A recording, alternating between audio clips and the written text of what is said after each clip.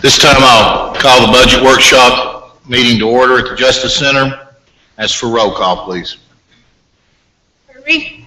Lewis? Mitchell? Here. Moon?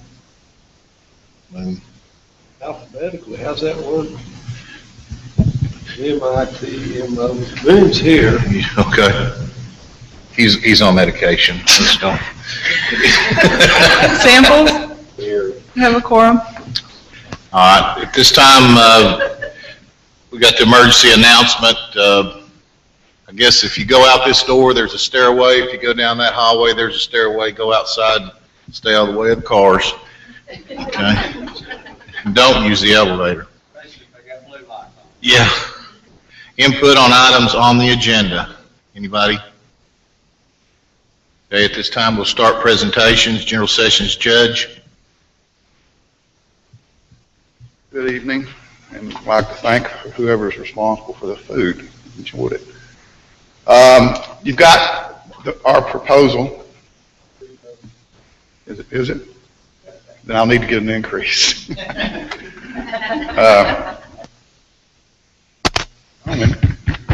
Yeah.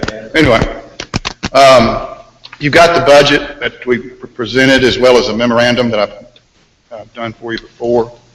We're requesting some increase, and you'll see primarily it's in the top line there on judges. As you all know, statutorily there's a cost of living adjustment for all the judges in the county per year, and it's based on the difference in the consumer price index for the prior calendar year. And this year the difference in the prior calendar year of 2013 was 1.5%. And so that's the reason for the request for the increase, and some increase that goes along with some of the benefits that tied to that requested salary increase. There's a decrease in unemployment.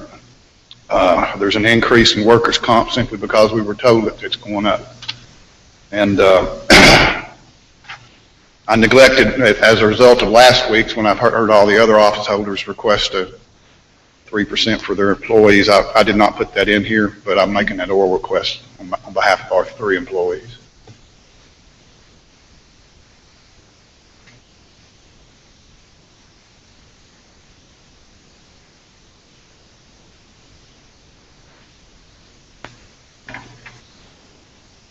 Anybody have any questions or discussions?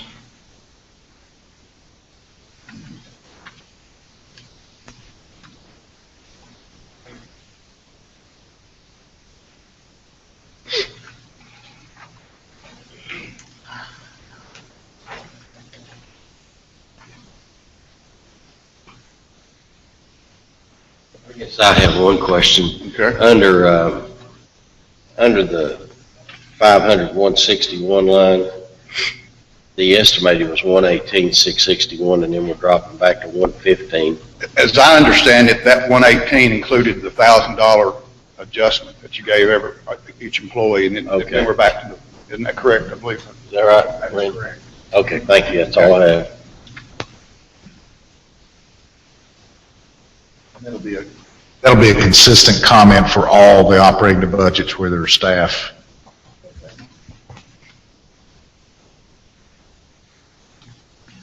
The bottom line is going to be 3% of 115. Is that correct?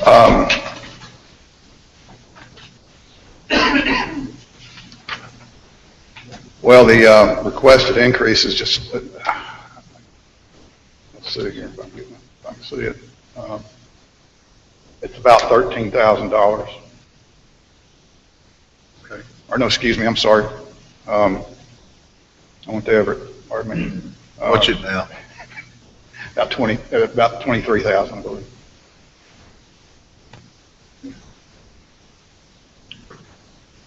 Judge, what's the 12,000 under other contracted services? That's, we've always had that line item in here. We've used it to pay for, like, when we have to have a deaf interpreter. Pay that out of there. We pay where we appoint, we have to have appointed attorneys to set for us. It's kind of like, and it's usually what we end up turning back, primarily. If we don't use it, it's the biggest percentage of whatever we end up turning back. It's just there in case we need. We used it to, about 2 or 3 years ago, we upgraded a security system. Use that money. It's been, when we originally had it, it was like a 20,000+, and we requested to cone it, to go ahead and give it back to you on the front end as opposed to the back end. Now, that's actually on other salaries, that's 189. The budgeted amount's 9,600. That comes out of there, and that's money well spent because it saves us a lot of money in the long run.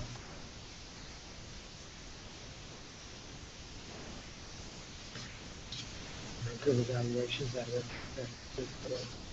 evaluation. Yes.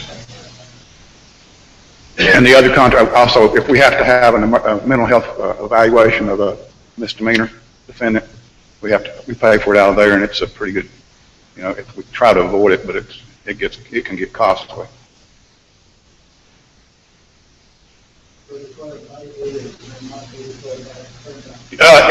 That'll be the biggest part of our turn back. Let's see, pardon me? Yeah, I've got a chart in here somewhere that tells about how much we've had, how much turnback was. On the attachment, it says substitute judges and interpreters. It's about halfway through the memorandum I gave you. Last year's turnback was a little over $10,000. The year before, 31. The year before that, 32. The year before that, 30. The year before that, 36.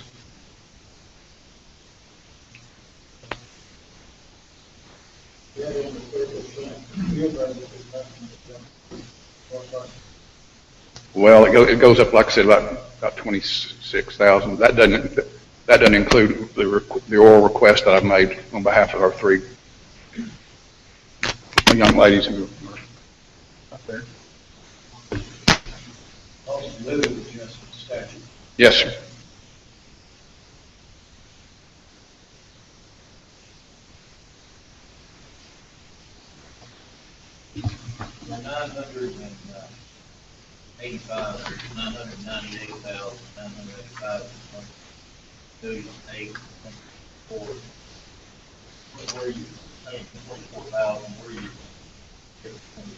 Well, the 1.5% is like about, I don't have it, let's see. It's about 10,000 of that, and the balance is like the workers' comp increase and the benefits that go up as a result of that.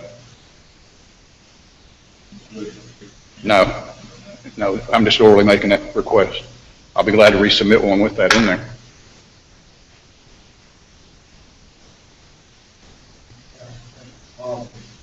Okay. With this body's permission, I'll do that. We've already loaded their statutory requirement. 3% supplemental. It is not in there. For our 3 judicial assistants. I'll resubmit, if that's all right, a body, I'll resubmit a written budget with that request. It won't be that much, though, I'm assure you of that.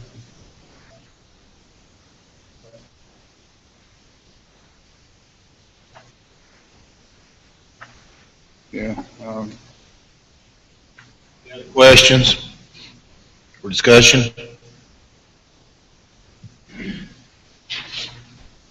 I'll take a motion on the general sessions judge budget. We're not taking any action. Okay. Never mind. All right, thank you, guys. Thank you. Appreciate you, judges.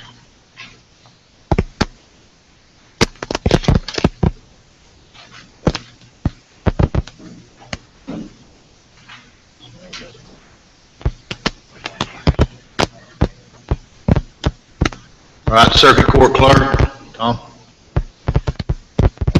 afternoon. Our operating budget that we turned into you is basically the same as it was last year. The only difference we have this year is the 3% increase that we're requesting for employees' raises.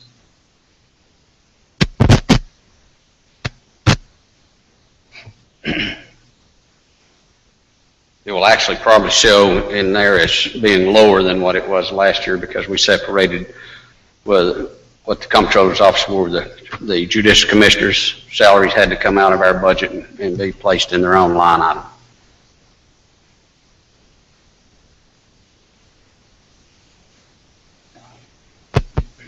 Judicial commissioners also showed a decrease also, is that right, Don? I mean, that's what we're showing here. 239 to 214. I think that's correct. Yeah.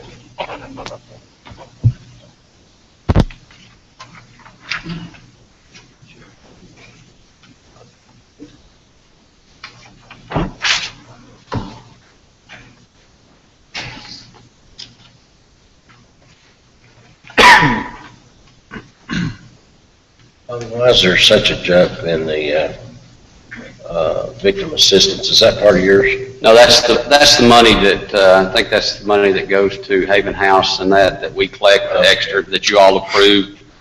That's the money that we're collecting for them now. And New Hope. I'm sorry? And the advocacy center. Yes,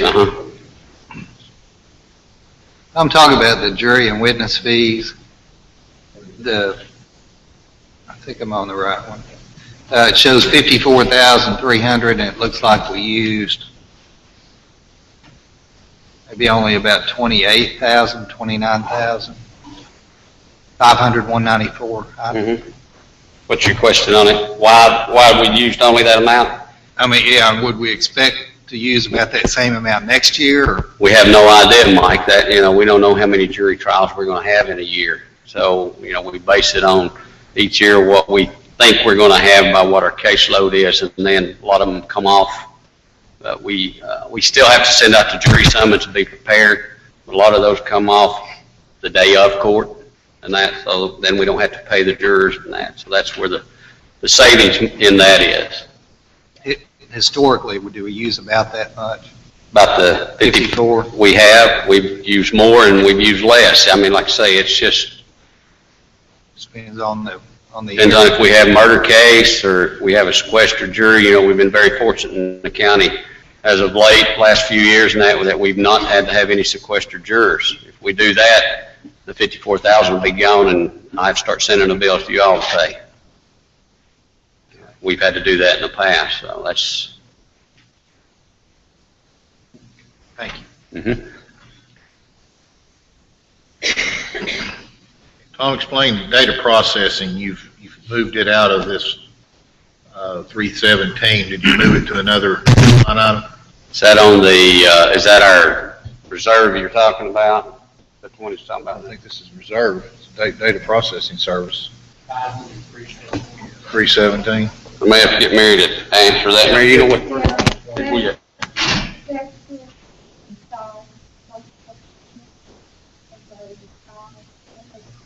Okay, that was money we used to install the new tenses. Yeah. Yeah, it came from our reserve money that we have.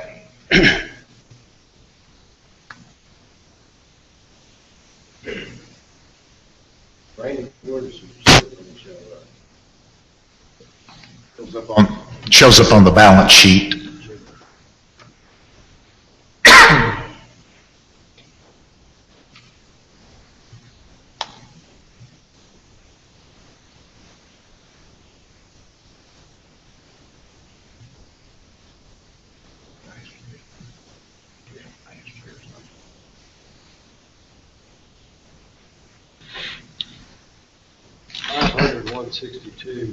I'm sorry? Have you had an increase in head count? Which one is that? 562 clerical personnel. Have we had a what? The last year expense was 1,208,000. This year it's 1 million.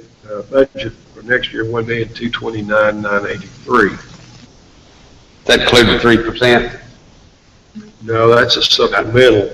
Oh, that's probably where we have changed around in the office some positions and stuff and promoted some people that we give them some supplement for the increased duties and that. Okay. It's where we changed civil, we split civil from our general sessions, criminal and civil, we split that and we promoted some people to some supervisory positions and that. About 21,000, that's Yeah. what I thought. So it looked like a person. I think we. No, it's, We had one time last year. we had one. We added a DP person, but that was we used that too though from Scott's retirement. Part of that was from Scott's retirement we used, yeah. So it's money that was within the budget that we had already there that we used.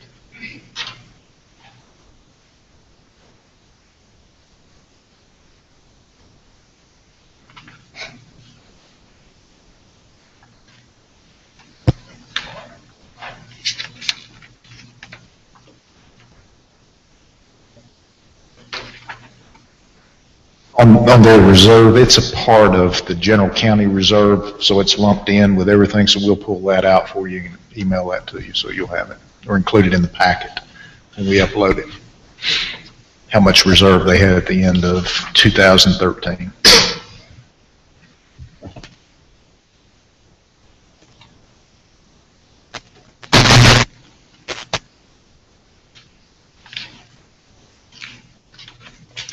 Any other questions or discussion for Tom?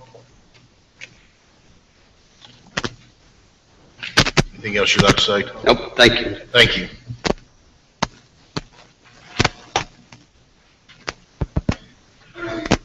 Steve, Clerk and Master. Good afternoon. The Clerk and Master's office did request the 3% in the budget that we submitted. Other than that, and other matters that are related to employment benefits that are beyond our control, it's pretty much a status quo budget.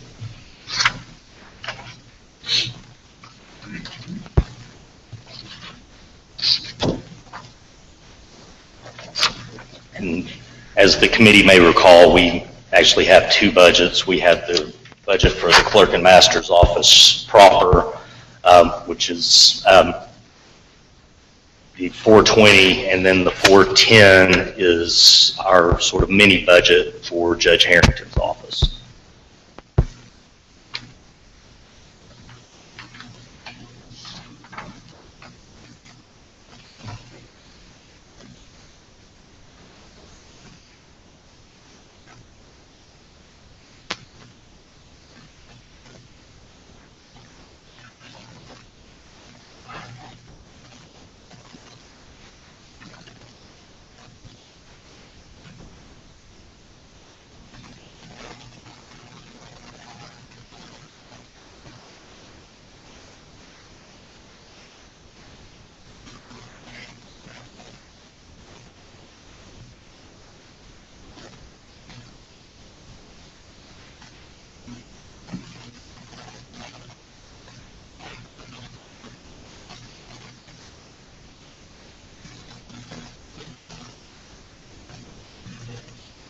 Is there anything on the revenue side that could either negatively impact or positively impact your revenue that you can foresee coming up?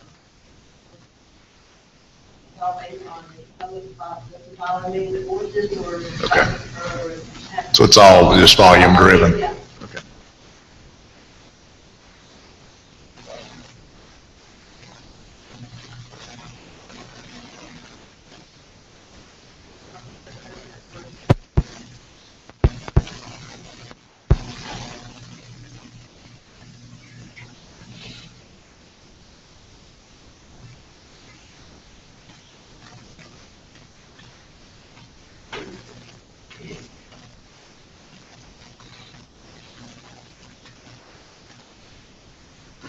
No revenue from probate? It's under general General sessions. sessions. The General Sessions Court has probate jurisdiction by private act. So that seemed to be the appropriate line item for that. If the records came to your office, There are still, I would estimate to be 6,000 or 7,000 closed files, old closed files that are still over at the county clerk's office. We have, all the open files are with us. All the new files are with us, of course. And as I'm asked to go and pull old closed files for various citizens or attorneys, we bring them over, log them into our office, and keep them.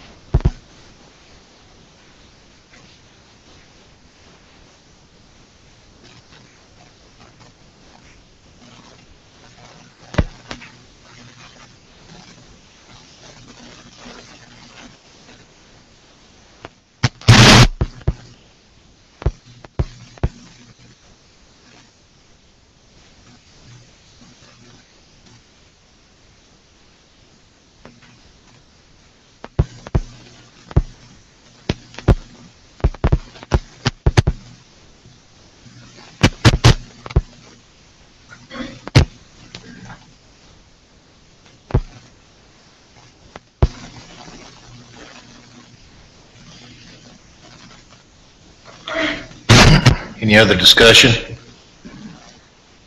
Thanks, Steve. Thank you very much. Have a good evening.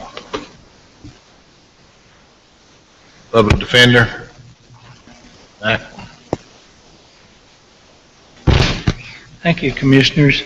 And before I start, I want to again thank you for our statute that allows us to collect these funds that we're just asking for permission to spend.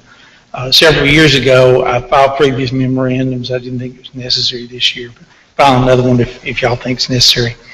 The legislature passed a statute that allows a tax, in effect, to be added in criminal cases that can be used to help fund the public defender's office, so that it does not come out of the tax base whatsoever. And you all passed that, I guess it's 6 or 8 years ago. I'm not sure how many years. But basically, this budget request is simply to be able to allow Mr. Hatcher to expend the monies that he has collected from folks who have been convicted of crimes to help defray expenses of the public defender's office. We're making no new requests whatsoever. In fact, of course, because of the last year's county bonus, our budget is less than what it was last year. But we're simply asking for the commission to approve the spending of the monies collected from fines and costs and so on in criminal cases for the use of the public defender's office. And it should have no impact upon the budget at all. Shouldn't cost taxpayers a dime. Just like last year. Any questions?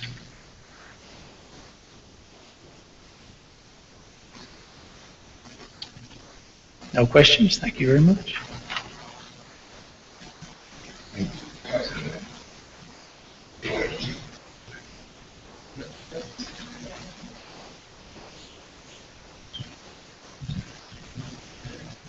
Did y'all get that? Clerk's estimating 60,000, his spending's 55. So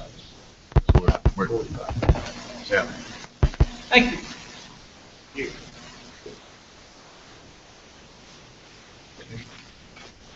Next up, drug court, Amy. Good evening. How are you all today? I have presented our request before you, and there's a lot of stuff in here about what we do, which I think we've gone over in the past. I'll be happy to expand on any of that you might need. Our request this year is basically to try to get the compensation for our case manager and our administrative assistant to a comparable level. The amount that I've asked for my staff increase, I've compared their pay with that of county probation. It's the most comparable department within the county for me to try to equivalent that. My case manager has been with us for 5 years. Both the positions I'm asking for have been in the program longer than I have. Currently, his pay is at a amount that $29,050. And basically, I'm asking for the funds to get his pay up to $35,676, which would put him equivalent to a probation officer with the county. With the caseload and the amount of work that he does, I feel like that's a comparable position. In 2010, when I started with the drug court, we had 27 participants, and as of actually today, on the printout that you have at place, it says 59, but today's a start date for us, so we started 3 people, so that has increased up to 62. There's 4 of us in drug court. It's been the same 4 of us ever since I started in 2010, and our caseload continues to increase. It continues to go up, and that's because the program is working. It's a successful program. Of course, we see people that don't make it, but we have a lot of successes and a lot of good things that are happening. We have been able, through our 501c3, through our foundation, to open a supportive living house. We opened it last month. It can hold 12 to 14 people, and as of tomorrow, we have 10 already in it. So we're moving, we're making progress, but our pay has kind of stayed at a substandard level for our employees. And in order to keep those employees and to keep the program moving like it is, I'm asking for the money to bring both my administrative assistant and my case manager's pay up to comparable amounts.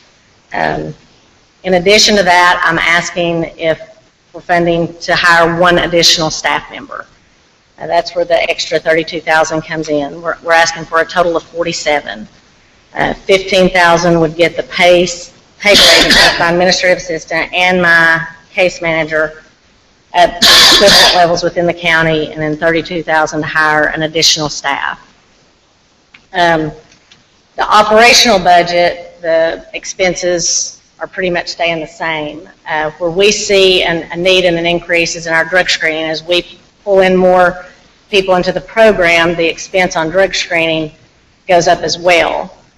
We are hoping that through our foundation and through the revenue that's coming in through our supportive living house, that we'll be able to get to the point to where we're bringing in an additional income there to be able to pay toward drug screens and operational supplies to come out of that.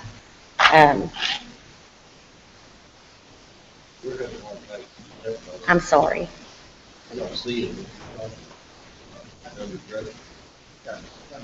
Come to criminal court. Then the state charter of accounts calls it criminal court. We call it drug court.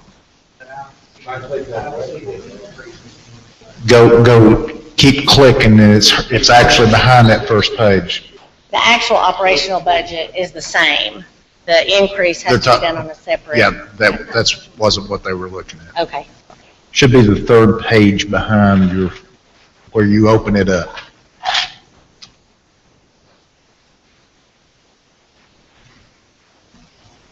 You see it? Yeah.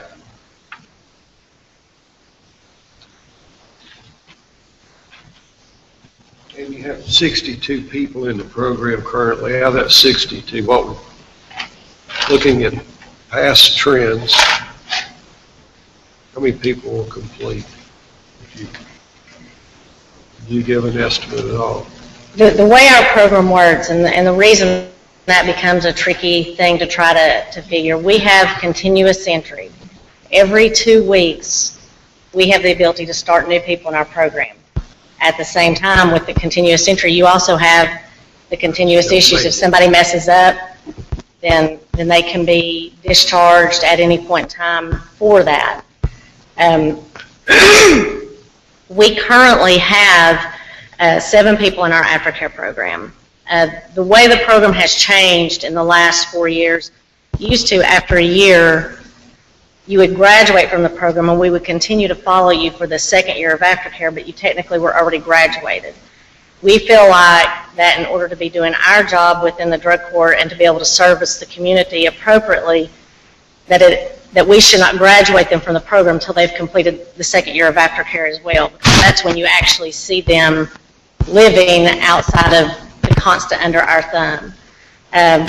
With that being said, it takes longer for someone to graduate the program. It has increased the amount of people who are being successful, because even though we're not monitoring them as stringently, we're still there to monitor them, to keep them in compliance. And we're seeing people more successful because they have that extra layer of supervision. At the same time, they're living life and they're figuring it out as they go along. But it does make it harder sometimes for the general public to see the success, because someone actually has to be in our program for a minimum of 2 years. It takes most 3 to actually complete it. We currently have a large majority of our participants, I don't have a number for you, I should have figured that out before I came, that are in phases 3 and 4, which are the 2 latter phases of our program. And so we're on track to have more people successfully completing. But what we also are seeing is fewer people, once they complete the program, re-offending. And that's where we see our greatest achievement, is the people that are graduating the program are continuing to be successful. They're continuing to work, be productive citizens, and not pick up new charges and come back into the system, which is our most important goal.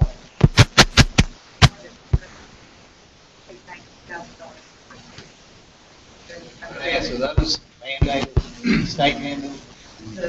Those are their court costs and their fines that as they come to the regular court system, that they would get. So what they're taxed with, in their cases, in their negotiations, usually after a violation, they didn't make it the regular way, they violate, they come to drug court, and then it's mandated, and then they'll tell you that before they phase it up, they have to have either a progress towards the court cost payment plan, and then stepping towards graduation, they have to get them paid off. And I think it's significant that those 4 people pay $19,000. That's a lot of money to pay during the time of the program.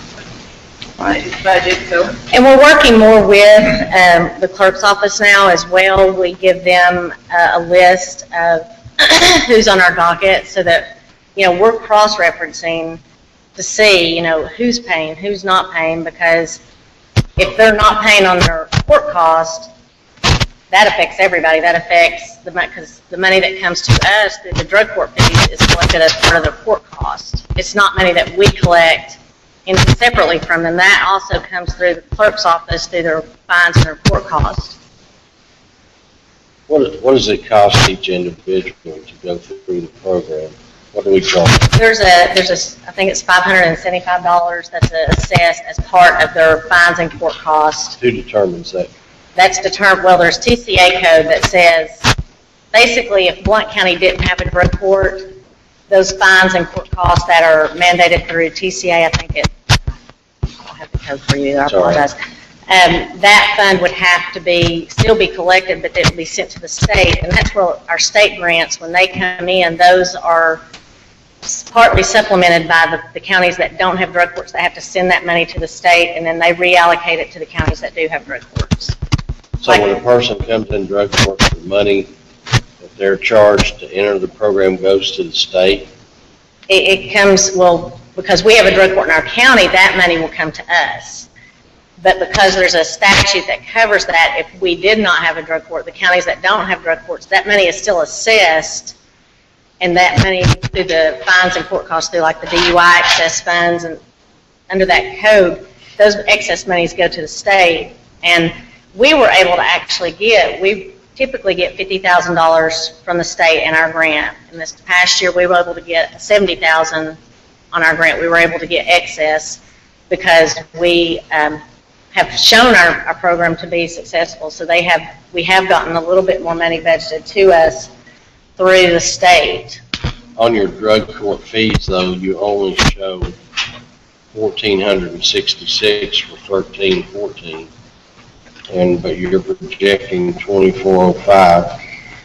And those projections, all we can truly do is we have no idea, because that is strictly through what's collected through fines and costs through the clerk's office. I guess where I'm headed with this is $500 a piece, and you only collected $1,400 $66.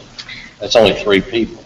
Well, Less. what happens with our fines and when someone is given fines and court costs through their cases in court, it's all bundled in there, what they have to pay maybe to the drug task force, it's all in one amount. As they come in and they make payments on their fines and court costs, that money gets divvied out in different ways. Usually the drug court fee is the last thing to come out, so when they're paying off their court costs, that's when we get our part. Does that make sense? Am I explaining that? Like restitution, court costs, all the court costs that are assessed, all of the different, whether it's drainage refund, whether it's drug court fees, all of the litigation tax, everything that's bundled into that court cost payment. For instance, all of that has to be paid before even restitution gets paid. I can't put down an order that says that restitution is paid first. By law, they have to pay off all the court costs, and then there's an order. Drug payments to be at the end of the way that they pay, just like restitution doesn't get started until after all the court costs are paid. That's sort of answers. But you charge each one of the 62, 3 people, $500 and something to enter the program? That would be assessed through the clerk's office as part of their fee. So that when they get sent down for court cost calculation, all of that's assessed through the clerk's office. Let me add a little to this discussion. Part of why you don't see any additional revenues other than the one you brought up, Steve, is because if you'll note, all those others were accounted for in Fund 128 for the current year and in previous years. Our system doesn't allow us to roll things forward into funds. This is being proposed to you to be in the general fund, not in a separate fund, because we have an issue with the comptroller's office about this being a going concern. It no longer pays for itself. So we don't have a choice. We have to move it to the general county. Yes. Or to use some other revenue source to make ends meet. 78% comes through revenues of fees. Almost 80% of it comes out of fees. We're shy about 20%. Yeah. Yeah, that's correct. Okay, So- that answers it. Yeah, so the revenue side is 169.9, is that correct? Yes. And the 215,000 is with or without the increased staff? That is without. That is status quo. Yes, that is the bare budget to get by as we have been for the past. So if we approve your request, it's 215 plus 47. It's about $93,823 above revenue. That's where I was trying to get to. I knew where he was trying to get. They're about $46,000 short of revenue right now. If they add the $47,000, and it comes about $93,823 that they're short on revenue, or that they're short on what the revenue collected is. That's why I was asking about, do we have any say-so in the court fee to be able to adjust those in any way that would help offset the increase? But We have to check, I don't know of any right off. I do know that we are, and what I was talking to Amy about, we are on target for increase. If we stay on track with our numbers, this January, we are due to be at 80 participants by May or June. June 30th. And that's with us turning people away. So then you look at, we would have the increase of how many more people are coming into the program. The problem is that without an extra group, the way our program is structured with the staff that we have is for 35 people. And we have to with an extra staff person. We've got people who are willing to come into jail for 2, 3, 6 months to come into the program. We can only take so many people at a time. With that extra staff person, we can meet the 80 as opposed to we're going to start turning people away. And just so you know, we continue to ask the state for more money. We have continued to request grants. what hurts us in requesting grants, quite honestly, is our in-jail phase. Drug courts historically want to move toward less incarceration. We deal with felony offenders. We deal with circuit court, and our offenders are felony offenders. And, you know, we have polled our participants, we've polled other people, and we just feel like to remove the in-jail component of our program, it just hurts the success of our program. That is a necessary thing. It's us being able, and it's through the partnership with the sheriff's office that we're able to go into our jail and provide these classes. I mean, we go in and provide classes every day except for Wednesday for these individuals to prepare them to leave jail and to be able to be successful in the requirements that we have for them, which are very stringent. And we're just, at this point, not willing to do away with the jail phase, but that hurts us when we ask for grants, because the state level, when they look at grant proposals, one of the first things it'll say in it is, if you have an in-jail component, you're automatically disqualified from the grant. So they won't even read our proposal any further to look at us for grants. That because drug court, the way that drug court started, key component said that it was an alternative to incarceration. So therefore, they don't look at incarceration as appropriate necessarily for the ideal drug court model. The only way that we came up with the incarceration, that was something that developed over the years when we were lacking treatment, and the sheriff, who I think came in very kindly, let us start using basically the jail as inpatient treatment. What that eventually developed into, when we saw our success rates get better with our participants, was the deciding factor in whether you're going to make it or not. If you talk to a lot of the participants, they'll tell you that 60 days where you're not, where we know you're clean, where you're not worried about the rent, your family, and all the outside influences are the best time that we have for treatment. That being said, we have explored, the district attorney, as well as the public defender and our general sessions judges are all on board that if we could do an out-of-jail component track with drug court, that we could start applying possibly for grants, which are out there for that we could get a track that's not necessarily hardcore felonies, maybe start earlier with misdemeanors, or some people who haven't been in the system as long. The problem with that is to apply for the grants and get started, we don't have enough staff to run what we've got now. We would have to have, Amy's going to need some help. If we start trying to implement an out-of-jail drug court track and get those grants, we're still going to need an extra person in there. So we're just sort of staff bound right now by the constraints and then what we're dealing with the drug problem. How much do you estimate that we're missing out on in grants by them being incarcerated? If we did shift over to where we did qualify for, how much is out there that we could get our hands on? It's hard to say. And the problem with that too then is then you have to find the funds to send them to inpatient, because Right. you can't take the population that we're dealing with and just say, okay, we're going to take you into drug court and we're going to take you straight out of jail and put you in a transitional living house or something like that and expect you to make it. They have no basis. So then you have to start finding the funding to send them to inpatient treatment, which is much more expensive than being able to go down into the jail where they're already there. There's no transporting them there. We have their full attention. They're bound by the rules of the jail. If they can't comply with the rules of the jail, then they can't comply with the rules of our program. We get to see them firsthand, and we're dealing with them. We're not sending them somewhere else to have somebody else deal with them and then send them back to us and us trust their opinion on what they are or not going to do. Because our participants should be in jail or in prison.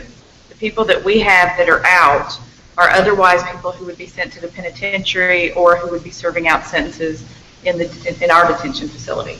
So that's our population that we deal with, people who otherwise would go to prison. So an out-of-jail component doesn't work for them. It just doesn't. We would love to be able to start applying for the grants to work the other tracks. And as I've told you, all the sessions judges have expressed an interest in being able to do that, but how are we going to implement it when we have so many people in the program as it stands now? And as far as, I believe you see recidivism go up if we took out the in-jail phase. I think it's the deciding factor.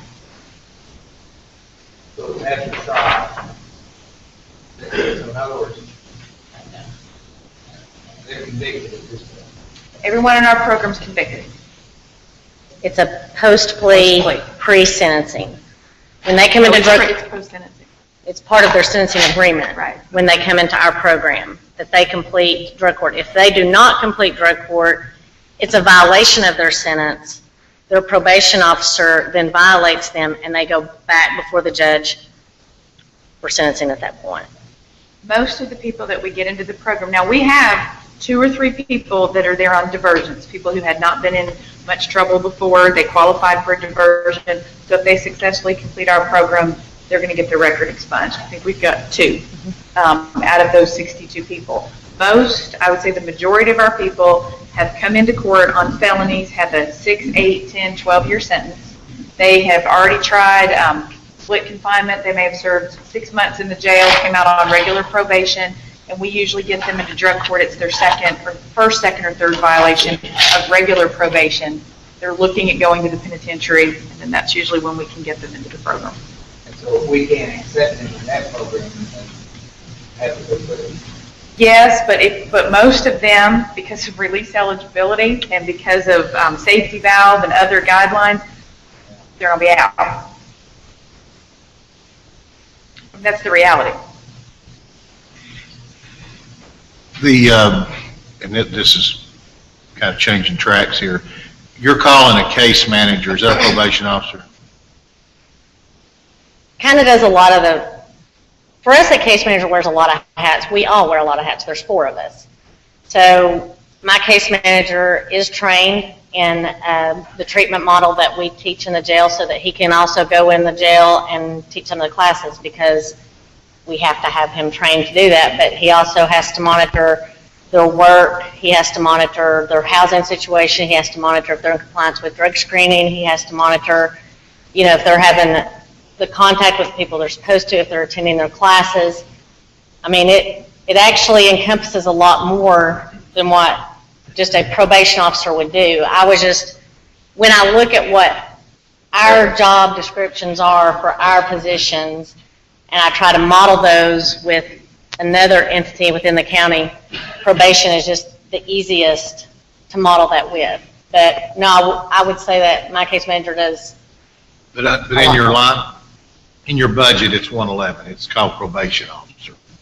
Yes, That's- but that's also where the treatment specialist is listed as well. And your administrative assistant is your secretary, correct? Yes. So do you, on probation, does any of our probationers or caseworkers, do they receive any EFRA money? Do we have any money that they get? Is all of their salaries paid out of Blount County? On the 4 of us, Uh-huh. we have the state grant that pays my salary, and then part of our treatment specialist salary, and then everything else is out of the county. But none of their salary is actually part of an EFRA or? No. We partner with EFRA. Brian Hensley, who is the community corrections officer with EFRA, he sits on our team, and everyone that's in our program is on probation, either with community corrections or state probation. Okay. But there's no money that comes to us from them. Do we pay EFRA anything? No.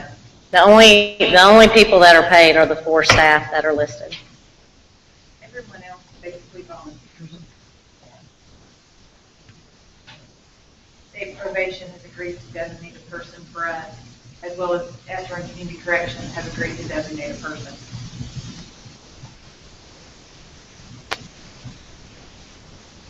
Any other questions or discussion? Thank you, Amy. Thank you. Have a good evening.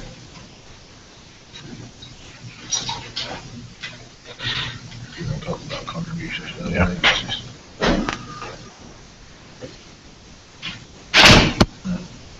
Yeah, we're going to discuss the contributions to other agencies right now, 58500.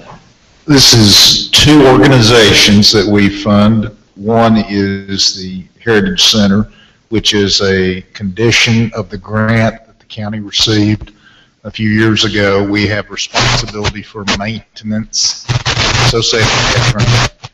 and contract with the Heritage Center to perform that maintenance. The request is exactly the same as it was last year, $39,000 and some change. And then the other organization that is funded out of this account is the Tennessee Rehab Services. And their funding request is for the same as the current year as well. Deborah is here. I don't know if she's got any comments she wants to make or not, but that's the two organizations that are funded from that account.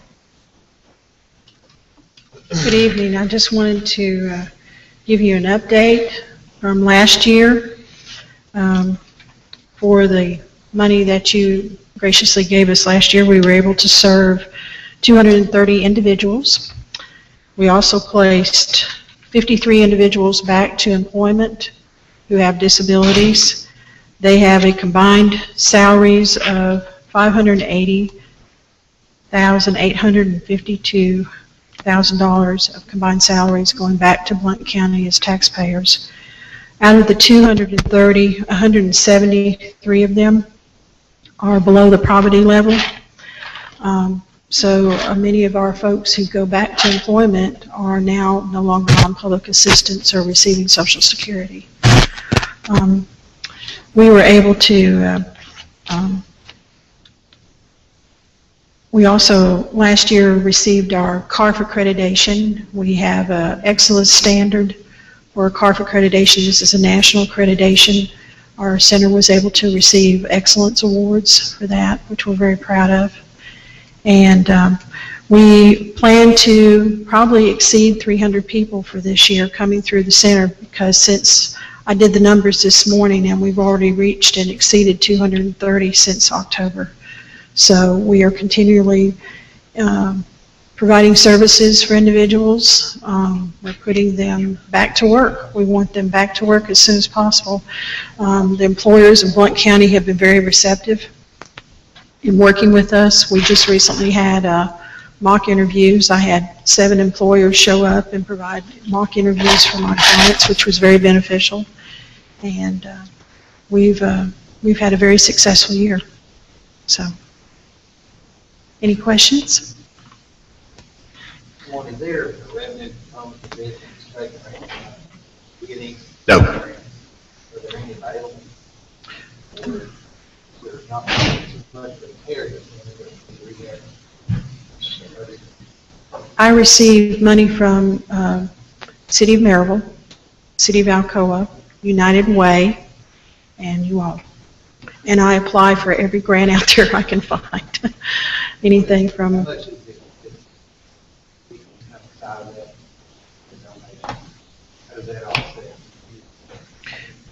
Well, we're only paying the state funds a portion of the cost of her operation, I think is. It's federal funds. And then we match, the 2 cities in the county match that. It's 30% of local funding, which is City of Alcoa, Maryville, United Way, and Blount County combined together. That makes the 30%. And then it's matched by 70% of federal money. This was formerly done out of the school budget 2 years ago, and we changed it because the beneficiaries of the program were citizens of Blount County more so than students. There were only a handful of students that were impacted. I think a dozen or so maybe. Right. Last year I served a dozen. Yeah. So our $73,000 is our portion? That's correct. Yes.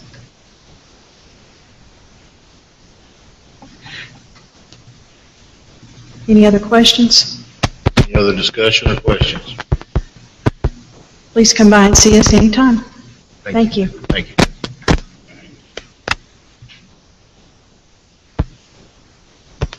Somebody need to take a break real quick, since y'all kind of fussed at me last week about not doing that.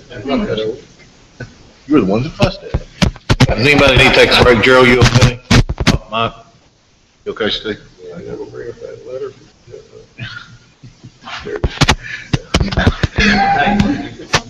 Yeah, thank you. You just wanted to know I cared, didn't you? Yeah. Yeah. Okay. Yeah. Hey, Health Department? Thank you.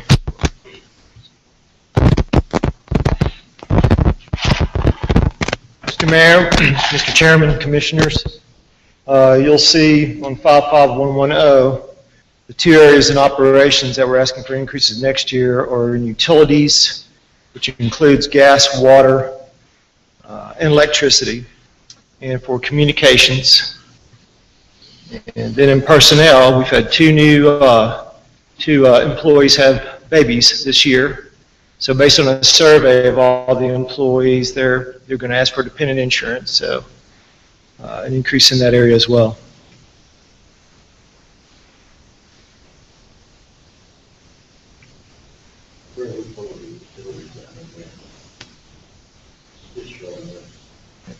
Electricity.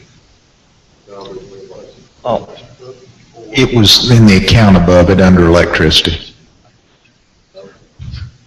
it's been that way for 10 years. Yeah, we're trying to standardize them. If we're not separating all of them, then we ought to group them all under utilities instead of grouping them all under electricity. That all was the same, Randy, on the chart. We didn't have any actual expenses. No. Are you talking about 500, 599? No, that's the tobacco settlement funds. We've put them in, that's really state revenue for tobacco settlement.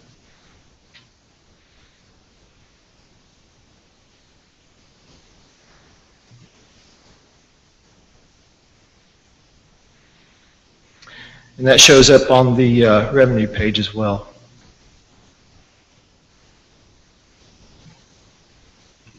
Is utilities just, is that just electricity and water, or gas, electricity and water? And gas, all three, gas. yeah. Basically where we've gotten into trouble, Mr. Vineyards told us this for a long time, for all the departments, that we need to really focus on saying the correct appropriation at the beginning of the year instead of rating our operations when we need to, or rating any savings in personnel to cover any shortages. This year's been the perfect storm. We've had our water sprinkler system freeze and bust twice. And we were trying to be frugal on our heat and air, so we had the heat turned down so low that it actually caught up with us. So in order to turn that thermostat back up to keep those pops from freezing, it's increased our cost. And that's really probably where it should be anyway. As we said, to set the right appropriation at the beginning of the year.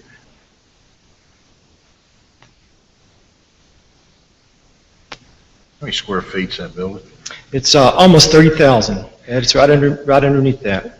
And we, you can see the supplemental pages. We have about 150 visits a day, about 2,500 unduplicated medical encounters last month, So we're busy. And the clinicians, the nurse practitioner, and physicians tell me all the time that when they have to do physical exams, people complain that the rooms are too cold.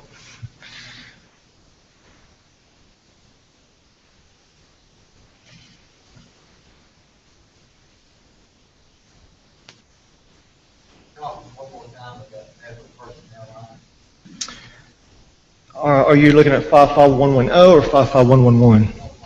111. Those are all state dollars. Every bit of that is funded by state sales tax dollars. And that funds roughly 19 people at the health department. So all of that you'll see on 5511, Project 55111, that's all covered by state sales tax dollars. It doesn't cost the county anything.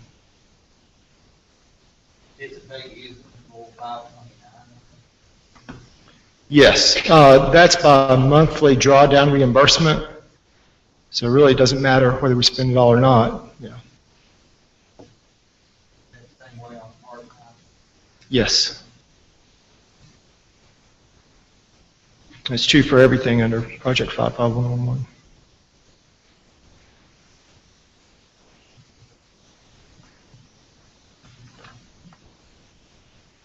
It's a real win-win for the county. If you look at revenue from the state versus county costs, the county probably pays for about 20% of health department operations. The rest is paid for by the state.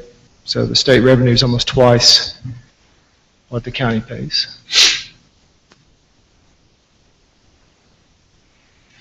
Do we charge, does anyone ever pay to use the health department? Every person does. Everybody does.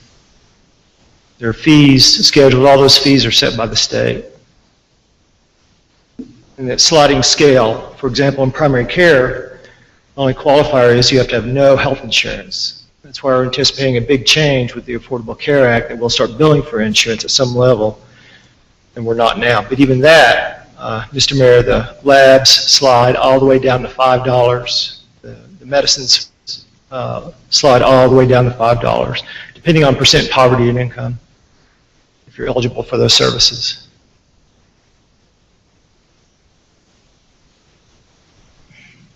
Mickey, the difference in the grant totals on 55-111 at 9063, and we estimated 643.7. I mean, that's a pretty big increase. What are we basing that increase of? I'm not sure where the 643. I see 733. That's the amended budget. It says estimated revenue, actual estimated revenue 643,796. That must be a different one than what I have. But I've got 877 was the amended budget. At any rate, the 906. These are revenues, Mickey. Revenues. Sorry. Oh, I'm sorry. So you're wondering what the funding difference is, why the state's putting more into this? Why we would estimate 906 when we've got an actual for 13-14 at 643.7. Yeah, it's going to be 906. It will be that much. Actually, that total is 976, and 69,000 of that is the tobacco settlement funds. Another 2,500 is a minority health grant, which is looking at the greatest disparate health issue for folks who live in Blount County, and that's African American males, for heart attack and stroke. And then that bulk, the $200,000-$300,000 difference that you see is based on a Mercer study that Governor Haslam charged all the departments to do an assessment of all employees and whether they're 5, 10, 20% out of the midline from all medical employees in the state and other states of comparable size for medical personnel and health departments. Just a pretty big jump. I didn't know why that. That's why the governor's doing an assessment of all state employees, and this is the Department of Health's proportion. They're apportioned for that. Thank you. It doesn't come very often. That's the biggest jump I've seen in 10 years.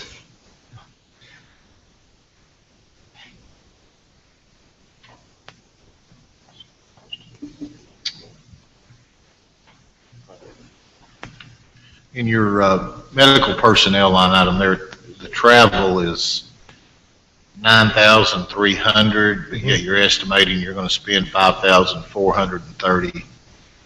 What does that entail? What does travel entail with them? Yeah, that's changed, Mr. Mayor. That is going to increase because of new requirements by the state for medical personnel. That includes the dentist, the dental assistant. That includes nurses, nurse practitioners. Extra training that's required by the state. Respectful Workplace is one. That's a new training that we know is happening this year. It's going to come next year too. Also, the Commissioner of Health for the state has a new initiative called Primary Prevention Initiative, which will require training for all these personnel in the next year. That's why that's increased.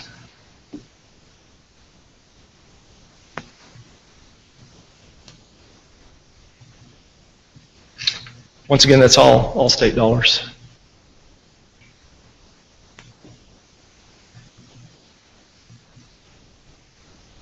Is there any other discussion? Any questions for Mickey?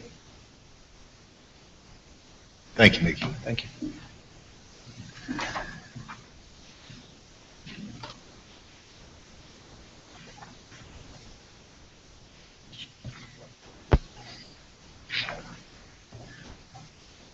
Joseph?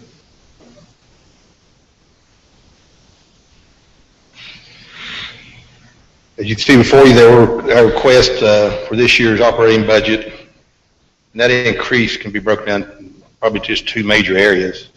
One will be a 10% increase in our health insurance we've received notice on, and the other part of our pay classification compensation plan calls for a 2.5% step increase for employees, a 2.5% raise for employees. So basically, that increase is majority those two items right there. We do have a couple other, I know I've discussed with Randy, when we built our office a few years ago, we borrowed the money from the county and paid it back, and this year, that payback increases by $5,000 a year back to the county, so there's another $5,000 that we're having to include also in this year. But the majority of it is the 2.5% pay increase plus our increase in health insurance. Joe, talk a little bit about the division of how the cities and the county all contribute and kind of what percentage that is and how that works. That's kind of the beauty of our operation. What makes it successful is it is a multi-governmental department. So it's relying on the three governments, all three, providing funding each year in appropriations. Of those appropriations, if you put those appropriations in a pot, 37% of the appropriations from the county, 35% from the city of Maryville, the remaining 24% from the city of Alcoa is when we ask for our appropriations each year.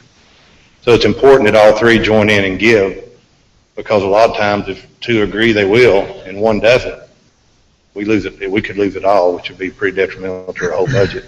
So, and I know it was a great idea, I think, by the mayor this year that he brought a lot of us multi-governmental departments in and got an early start on what our requests were in that. What Joe's referring to is they came in and we had City of Maryville, Alcoa, and Blount County met as staffs with each of the multi-funded agencies that we have, so that all of us heard the same thing at the same time, and helps them because they don't have to make three different presentations. But that is a challenge each year to get, I know all three governments seldom have, some years are better for this one than the other, and getting all three on the same page is a challenge each year. So that is important, though, that we all, and that hadn't always happened in the past, so it's important that we do all three get on the same page. I would like to point out, give you an idea of our budget. I thought our staff's done a great job over the last 6-7 years. What we receive currently from you guys now is less than what we got in 2008. So over the last 6 years, we've operated at, we've done our part. We're working on less now than we did 6-7 years ago. So, and compliment our staff on that with all the hard work they've done and to kind of maintain that low budget. On the additional capital requests, bring the those capital requests, I know Randy wanted us to start including those. Those are not necessary for this year. I think those are within 3 to 5 years. We asked everybody that had capital needs start getting those to us. This is the first one or two of these I think you've seen, that we'll talk about those at a separate meeting all together, all the capital and debt together. But there is some concerns on, I know the Everett gym, the bleachers, those are the same bleachers there when the mayor went there. That's been a long time ago. What are you trying to say? They're still staying. His initials are carved in one of the back ones back there. More than one of them. Yeah, and we do have some accessibility ADA concerns to some of our restrooms, like at Little Point Park and some of the county parks that we're really, from a legal standpoint, we're going to have to address or shut them down to in the future. But those are not necessarily this year. I think those are things we need to start looking at in the near future as far as capital goes. question is going to, is that purely a capital request to Blount County, or is $182,000 going to be shared among the three entities? Are we responsible for what's in the county? You're responsible. What I've requested from the county is for county facilities. It's kind of like, the city of Maryville is applying for a grant for a $600,000 project at their pool, Johnson Beer Pool. It's solely the responsibility of the city of Maryville. This project's here, if it's at the county facilities like Everett Rec Center or Louisville Point Park or Singleton Park, those would be the responsibility of the county government, the way our setup is. And your funds are also segregated, are they not, for capital purposes among the different governments? What do you mean?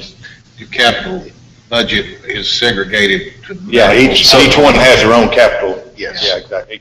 Alcoa, we're doing a project now in City of Alcoa replacing windows at the Springbrook Rec Center. City of Alcoa is paying for that, not nobody, you know, so it depends on whatever jurisdiction the facility is in, that government pays for that particular capital project. This is probably one of the better examples that we've got of cooperation between the county and the cities and how this can work and function very well. Joe, you've done a great job with that as well as cooperation with both the cities and the county. So nice job.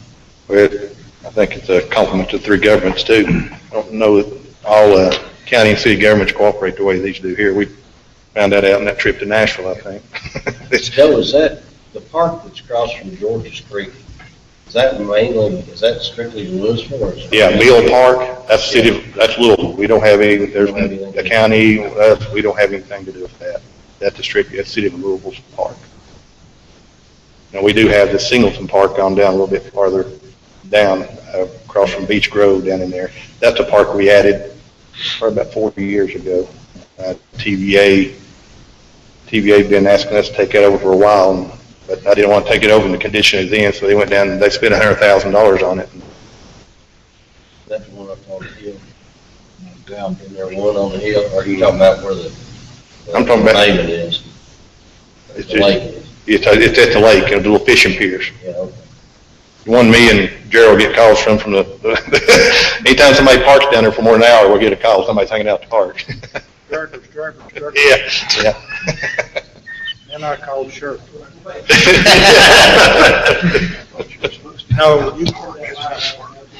Yeah, I think that's the best thing. I hadn't had a call since we've done that. I think that's helped out a lot. Any other questions or discussion for Joe? Anybody need to ask any questions of Chris while he's here?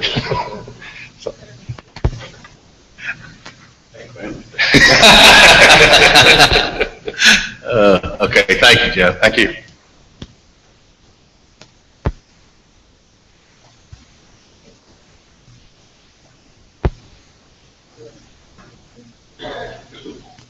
Good afternoon. Good afternoon. Thank you all again. I would like to start out for coming over here. Last year we really enjoyed it and appreciate you coming to the Justice Center for this hearing. Real quick, I'll just sit down real quick. Chief French, newly appointed Chief Deputy, I'm going to see what he's got. So I'm going to sit down and blame it on him, but I'll be here for some justifications or questions. So what you're saying is it's going to be like last year then? Thanks, Sharon. Thank you all. Obviously, you have our requests before you. I don't know if you've had a chance to study those. Just to give you a highlight on what we are asking for this year, we are asking for a step increase for our employees. Back in 2002, the sheriff had gone to great lengths to get a salary schedule together for our employees. And we're asking for a one-step increase on that salary scale. We are asking for kind of the usual things, food, medical, and gas. We are also asking for, as we did last year, 8 new employees for the correctional facility due to the overcrowding situation. And we are asking for 5 narcotics deputies to help fight the drug problem in our county. And there are benefits and things that go along with those increased requests in salary, but that's kind of a nutshell. I didn't forget anything, did I, actually?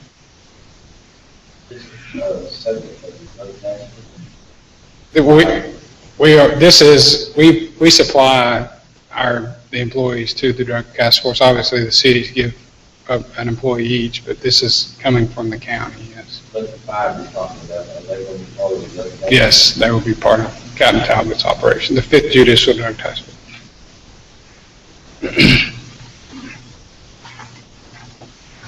Just to give you a few stats on the 5th Judicial, in 2013, the task force arrested 355 persons on 443 charges for drug-related crimes. They conducted 22 search warrants and maintained a 100% conviction rate for 2013. They seized over $84,000 in currency, 19 conveyances, and 89 firearms from drug offenders. They were also able to seize 76 methamphetamine labs in 2013. So it's kind of a highlight of what they do in 2013. And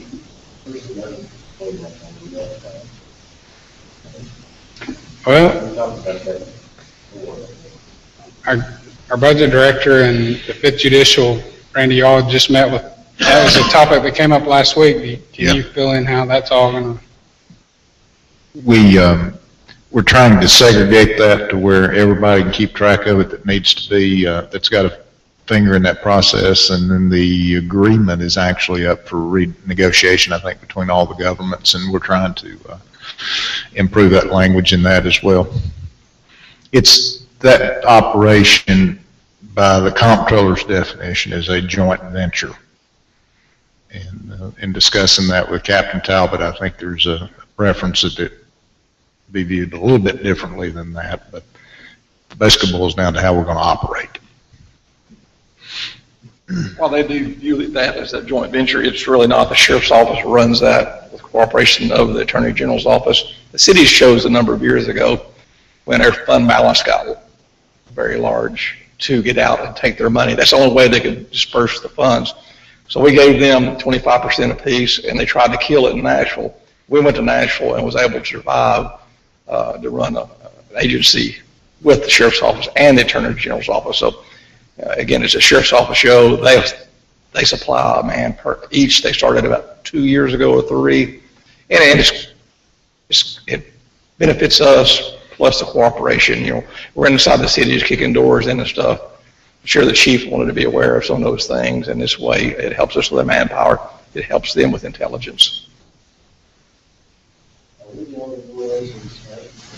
No, there's a number of them. We're number one in the state, and that's why some of our grant money has gone down, because we did such a good job. It was number one DTF in the state of Tennessee. They saw the wisdom to take it away and give it to another county I won't mention by name that hadn't made a drug case in 5 years. So. No, it was a different one. And I just lost, obviously, Commissioner Moon, Chairman Moon, one of our best agents, went to Roan Meggs in Loudoun County for more money, and he was a machine. That's kind of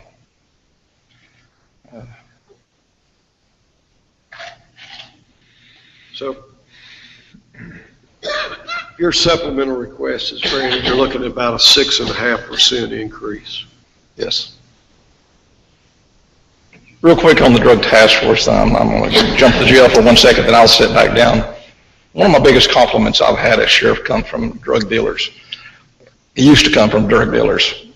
Years ago, when we wire people up, have people undercover, so we're recording that, or put them in a car that they don't know is recorded, and the conversation, or they're calling in, is recorded, and they say, we're going to meet you, I'm not going to name a business on 129 bypass, but they meet us off the bypass and sell drugs to us, to the informant or the other bad guy. Then they call back, they set the deal up, and they said, no, we're going to meet you at Westland or around where both of us goes, the Food City over there, and because in Knox County, because they'll put you in jail in Blount County. That was a great compliment, and that went on and on and on. Now we're not getting those conversations. They're coming over here. So we're trying to make sure that we control the problems that we have, and we'll continue to have problems. But aggressive law enforcement is the greatest deterrent. And the corrections, I think that speaks for itself with 500 inmates in there. We asked last year for 8 people. I did not receive them. That place is still continuing to bust at the seams. It's volatile in there when you got that many people in there. The guys and girls do a great job monitoring and running that. but it's a recipe for something bad to go wrong, and we just need some adequate staffing. And we're understaffed based on ratio, well understaffed, well more than those 8 people. But we know better than come in here to ask for full staffing 1 year. What are we averaging in the jail day? 500 for the last 500? 500 and 100, and about 115 of those are federal. They've gone up, and I think that makes Randy and Mayor grin a little bit. With the revenue How coming many in. jail employees do you have actually, I don't mean in the kitchen and everything, how many people do you actually have guarding those? Like line staff people? Can I get you that number exactly? Yeah, I was just wondering what the ratio It's is. about 7 to 1. 7 to 1, 8 to 1. And the national average would be about 4 to 1. That's what I was- At least, So you're needing 8 for the jail and 5 for the drug task force, and then the step raises, that's the things. All the increases are those 3 things, right? Well, and there's medical costs that we. It's in the request as well. 54,210 would be in the supplemental request. Top of the page. Should be $350,000. If I'm not mistaken, we finished last year around 1.1, right shy of 1.1 million in expenses in that. Is that?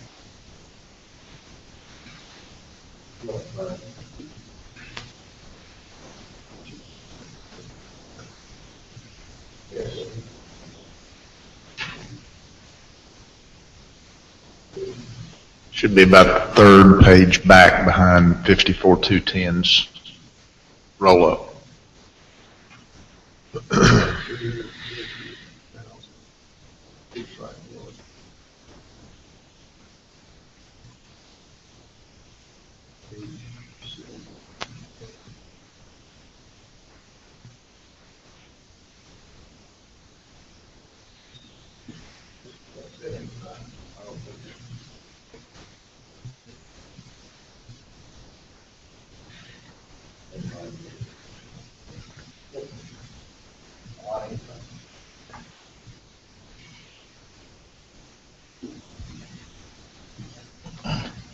This is one of the fallacies or weaknesses that we have in our system. If we ask people to stay within their budget, as Jeff pointed out, if you look at account 340, medical and dental services, the estimate for expenditures this year is $1,190,000. The number next to it for next year is $830,000. So that's where he's coming up with the additional funding request, just to fund the same level of what he thinks he's going to spend this year. And it's been a consistent trend over several years. As budget members, I'll be back in a few months to do some. I remember when you were coming in there asking for 400,000.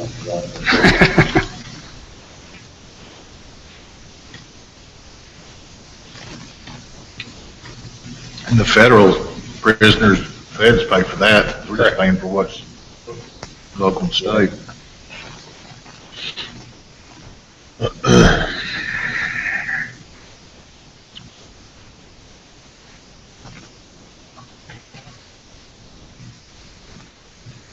Never ending problem. Where do you use that commissary money for that? What's it? What we do right now is we pay the vendor, and the inmate's trust account goes back into the county as a revenue. Actually, I think is it set up as a liability, and then at the end of the year, it gets booked as a revenue? Okay. Yeah. And one of the things that we're currently in the process of doing is streamlining that process with our vendor, our commissary vendor. We're looking at putting kiosks in the facility that would help us with manpower and issues of keeping vendors out of the facility, coming in the stuff coming in prepackaged, and so there's a lot of things that we've done. One of the things that we've done most recently, started February 1st, is we went to postcards only in the facility, except legal mail. So that helps cut down on the manpower of passing out mail to inmates. So that we're always trying to be innovative in how we operate. And I would love if any of y'all had an opportunity to come down and see the facility, because I'm very proud of what the sheriff's allowed us to do. We built the facility in '99, and I think personally it looks as good today as it did with over 500 inmates as it did in '99, because we've got a great staff that has maintained, and we paint it, and we try to do a great job of keeping it up.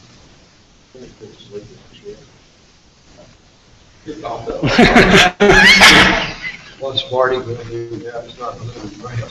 He's still delivering the mail. It's just, yeah, postcards, and he still has to enter, but it's taken where it was Marty and somebody on another shift having to do it.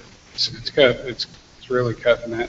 So we're all the time looking at innovative ways to streamline the process. And, you know, our next thing is commissary, and then we want to look at with the sheriff's permission, to look at video visitation. Anything we can do to decrease the movement of an inmate from a cell to a location is you know, something we're always trying to do to be more efficient. Correct. Yeah. Yes. We don't have to monitor that one. Like you said, a mail letter in, someone back there, we have to physically, we used to have to physically open it up, go through it, make sure there wasn't any contraband in it. But yeah, we will have. Yeah, I go on. Yeah, it's postcard as well. And fee-wise, for what we control, is there anything that you all looked at as far as anything? Well, if you recall, was it May? We did a booking fee for inmates that get booked in their fire facility. One of the things, in the first month, I think we collected over $12,000 in booking fees for those inmates. So what that does is it comes directly out of their inmate trust account. So we charge that directly to the trust account for that fee. And it's set up by statute, which you all approved. It allows us to charge when we keep a person for their sheets, underwear, socks, towels. It's kind of like a one-time fee that helps the county recoup some funds. Correct. Any other discussions? On the commissary, try to spend revenue. Yeah, I think we got that straight.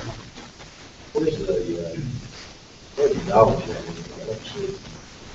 They're there. Well, all the care for the animals come from our 122 account. It's a drug fund account. Now, we try to keep state control laws, we don't have to buy food right now to get us to that level. We got a couple going out of service. We fit them out, we refit them, and try to get a lower price or just. But I always like to have state control laws related to jail dogs, and how to let them out. And we use them, unfortunately, we had to use. And we look at them all, We're already on changing out some crown vics slow process with the number of vehicles we get in. And, that process has started last year, obviously, due to the Ford manufacturing that vehicle. And it's costing them those cages, fit in the old cage won't fit in the new cage, the light part won't fit. So it's not like we used to use a cage for 10 or 15 years. We're having to repurchase all that, and all those. A lot more of the cages are expensive. Are they sellable on the We do. Yeah, anything that any surplus property goes through purchasing to put on the gov deals.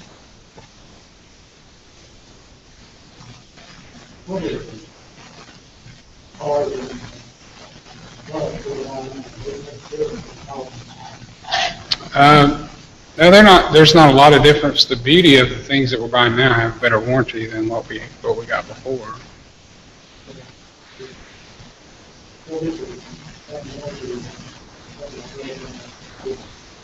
I can't answer that.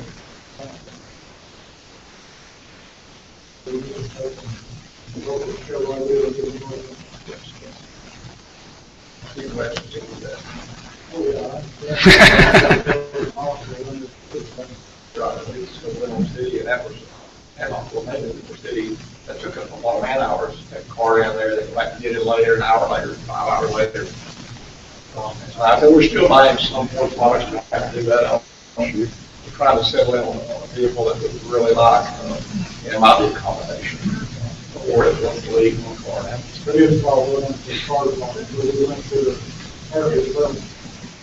Okay. That's who's got the bid, yes, sir. State bid. Yes, sir.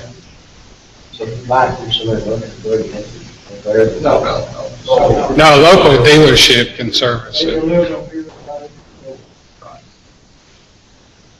Except for the Corvette says you want to do it. Let's come back to kind of the main problem.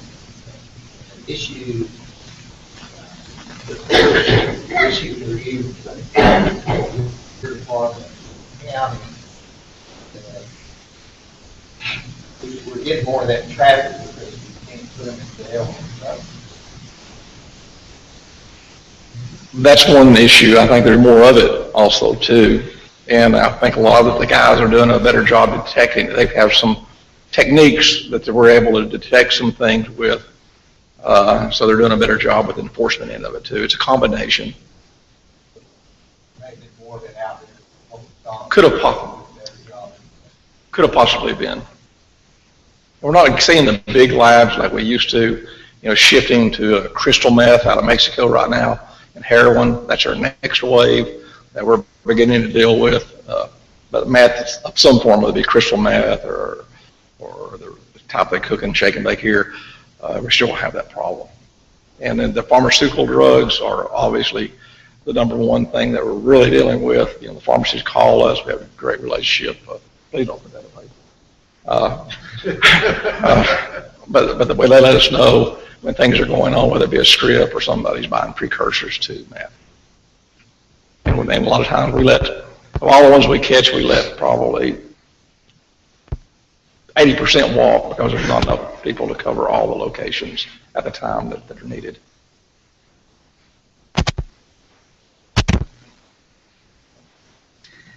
Any other discussion or any other questions? Thank you, Sheriff. Thank you, Chief.